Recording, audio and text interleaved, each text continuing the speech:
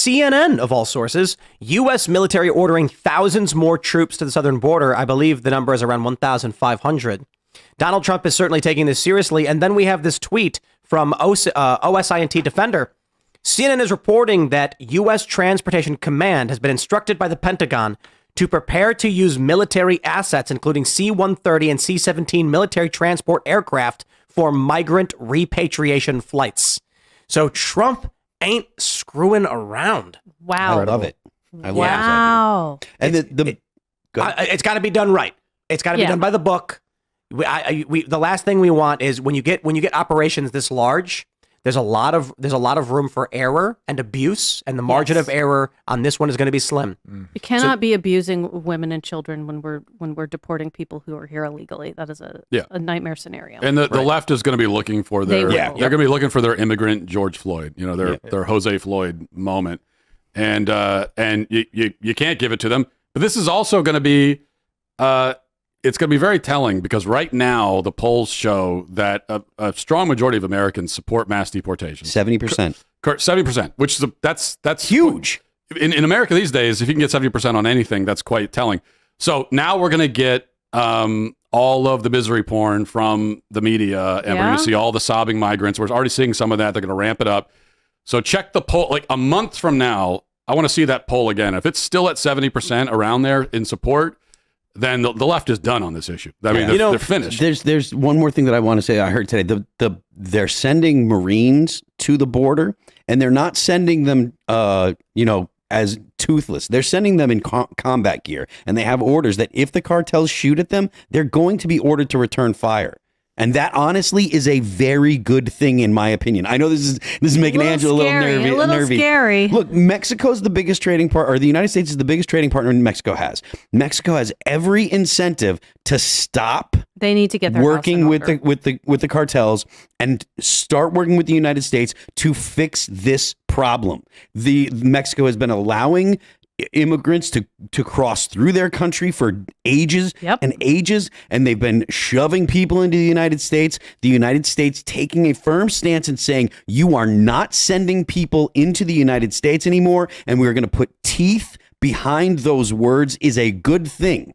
It's a horribly corrupt government. Absolutely. Oh, the border's a mess. When I was in Yuma, you could just see the border agents just let them come over. They throw the homemade ladders over the wall. They climb over. They get a ride to the facility and then a plane ticket to someone who has a phone, who picks up the phone in any state in this country. And as I bring up as often as I can, thanks to the work of Dr. Phil, many of these people are trafficking children to prostitution. Yep. And CBP knows. They know they're doing it. Yep.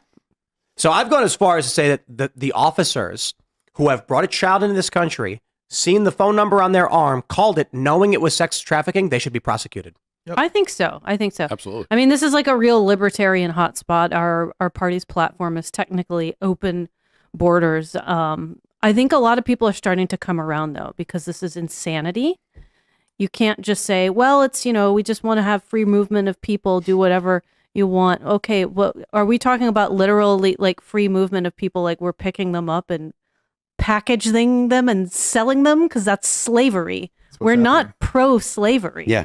I mean, there's the idea of open borders can be great, right? The idea of legalized drugs so that way people don't have to go to jail for smoking marijuana sounds great. You got to have property rights. There's a doesn't lot work of without things. property rights. Yeah, I think both of those ideas sound terrible. We have no morals in this society. But the reason that they sound terrible is because you know the ramifications, you know the repercussions, you know what it does to society, and that's the point. The actual application of these things is bad and has really, really, really bad downstream effects. What wasn't it that Austin Peterson got booed when he was asked if people should be allowed to sell, was it heroin to children? Probably heroin to children. And then you hear libertarians going, boo. Boo, boo. Yeah. That is so strange. I mean, it's because... He said no to heroin to children? Yeah, and he got booed for it. It's because Matt Walsh it's okay to laugh at libertarians. It's okay. You can laugh at us. We have a special term for the people who do that. It's called lulberts. So those are the lulberts. What's the argument for it? Like, Freedom! why- for Freedom. heroin for children. But yeah, like what are they saying in The their government minds that that's shouldn't okay? do it. The private sector should do it. And okay, well, then we have to have a moral society, and that begins by not booing it. But we have a when we morally talk bankrupt about society. like we don't Yes. have a moral Yeah. society, and Far it from is it. it's a problem, and Well, it's a doesn't it- spiritual problem. Doesn't too. it go back because libertarians, you hear the government shouldn't legislate morality. So is that basically their argument that this is that to prevent Yes. children from getting heroin is somehow imposing a moral Yes. code arbitrarily? But they won't follow it up by saying, and we should shame and ostracise and run out of business anyone who tries to sell heroin Yeah, but to the other children. thing that I don't get, because it's libertarians believe that there should be some laws, correct? It depends. So there's a lot of anarchists who lump themselves in with libertarianism. So you'll also find just minimal government libertarians. They want police and military just to keep our border secure. Yeah. Well, that's what gets me is that if you are rejecting all law entirely, that's a whole different. I think that's insane, but it's a whole different thing. But the don't legislate morality thing never made any sense to me, because literally any law that's ever been passed in the history of mankind in any country anywhere has been a legislation of morality, and Agreed. that's the basis for why is something made illegal? Well, because it's bad. We treat it. Which doesn't mean that every bad thing is made We treat illegal, it but like- that is why it's made illegal. We treat it like property rights issues as opposed to, like church lady issues, I guess, to put it crudely. Does But- that make sense? We actually didn't need laws for a long time. When society was a bit smaller, Yes. you didn't need it because people just agreed to function in the society, whether something was right or wrong. The Or reason, big guy would come in and beat you up. Yeah. well, in the day. sanctioned by the people. Yeah, Yes. they just and, watch it happen. And what happens is, as societies, as cultures break apart, and you get many different cultures, you begin to have to write down the way things should be and show them to people. And there's this. I think the guy's if I get your name wrong, forgive me. I think it's Wade Stotts. He's a commentator, and he made this great video about how a constitution. What does it mean? Where does the word come from? It's what constitutes the people, and we didn't. Most countries didn't write them down because the idea was the people and what constitutes them is known to the people. But in the United States, understanding in the early days that we had so many different states and people lived different climates and everything, they said we better write this down. So where we are now is it's actually quite simple. Matt, if everybody shared your moral structure and worldview, you would need no police and no standing armies. And for the The libertarian, world would be a perfect place if everyone just the agreed. men would if everyone just admitted that I'm right. Men that's would handle absolutely true. things. Women would work the gossip line effectively to keep people in line socially. Nobody- Men would take care of the outliers. the shopping carts would be put away Yeah. every time. But until someone runs out of food, and then it's like, even if they believe No. what Matt believes, it's like, no, hey, nope, private give me some food. And he's charity like, hey, would it's my work food. perfectly. Let me ask you this, Matt. If you came across someone from your community where you live that you knew and their house had burned down and they were desperate, would you offer them any kind of charity or aid? Sure. And your neighbors would too. In a just and moral society, like where does insurance come from? Original insurance was when people lived near each other. If my house burns down, you help me rebuild, because if Yep. yours burned down, I help you rebuild. We were a community that shared values, shared morals. In the United States, they would go to church Yeah, but every week. You still need a law, though. I mean, even in a just and moral society, unless we're talking about a literal utopia where everybody is perfect and we're connected by like a neural net. yeah, or if we're talking about heaven, strong No, cultural norms. This is a pure hypothetical suggestion.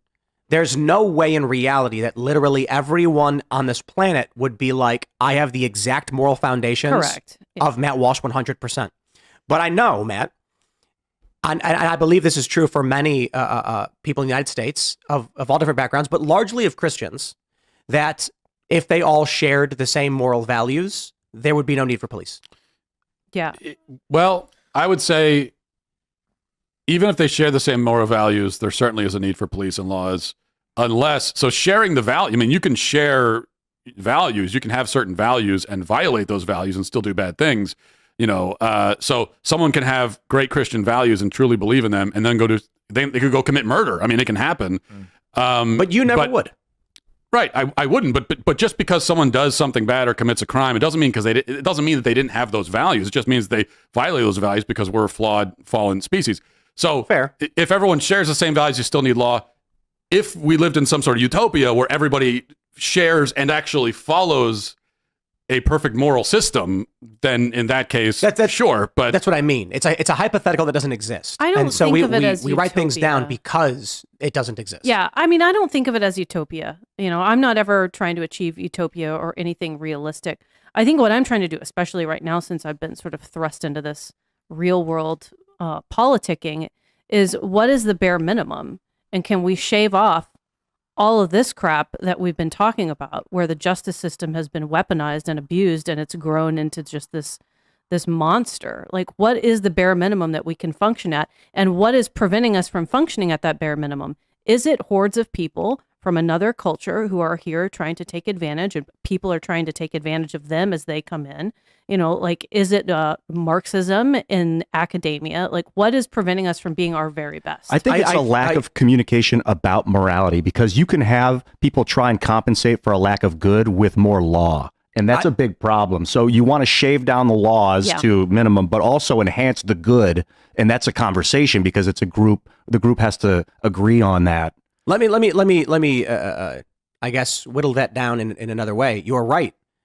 I think there's another way to say it, and it's that the United States has become increasingly less religious. Yeah. This is a country where the founding documents are largely built upon the Christian moral tradition. Whether the founding fathers were deists, secular, or otherwise doesn't matter. These we talk about it quite a bit, but many of the amendments, the ideas of property rights, they are literally rooted in the Christian moral tradition. And over the past several decades, past couple of generations, we have what Dennis Prager referred to as, I think he calls it cut stem or cut flower politics, where we have removed out a generation from the roots of this nation, and we hold up the flower and talk about how beautiful it is as it withers and dies. Yes. So what you're saying is that we're not having the conversation around morality. Well, it used to be that kids would go to church and kids would have a moral tradition in their faith. I'm not telling everyone you have to believe in God or be Christian. I'm saying with that, there were people who grew up and were raised to function in under a certain structure. We don't have that now. Now kids grow up and they watch a dude dry hump Satan on TV. The morals are just completely gone. Even worse, though, is the fact that we have people parading themselves around as supposed Christians, like the heretic bishop in this city. Exactly. They've recreated Christ in their own image. It's woke insane. Christianity. So is- these people think they're Christian, and they've mutilated the idea of it. Well, and it creates this kind of incoherence, which is to your point that, at a certain point, it all starts to break down. You have to understand why. You can have laws in place, you can have these principles in place, but why are they there? And even something as basic as the concept of a right, you've a human right, and we think of this as like this universal concept, and we think of it now as a secular concept even. And people who are totally secular and atheists talk about human rights all the time.